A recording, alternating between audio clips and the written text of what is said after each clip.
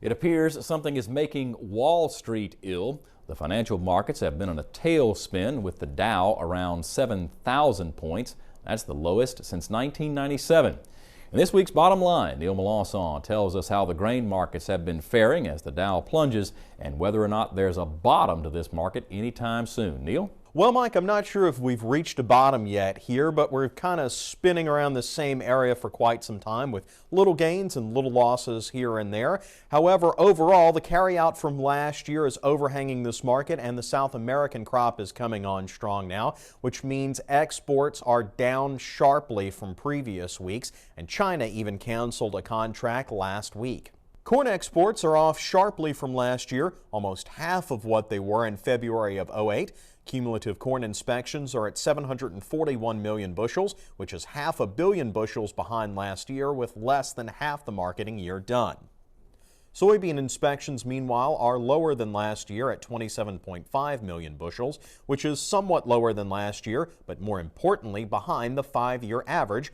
All in all, a slowdown is expected in the grains overall.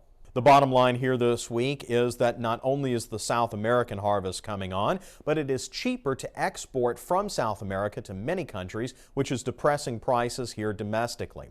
Now, there is a small ray of hope in the land of Argentina, where farmers are not getting along well with the government there. Even though they are negotiating on both sides, the government is very insistent on a very high soybean tariff, which is the main sticking point there. So as long as those grains are kept off the market, there will still be some elevation in prices.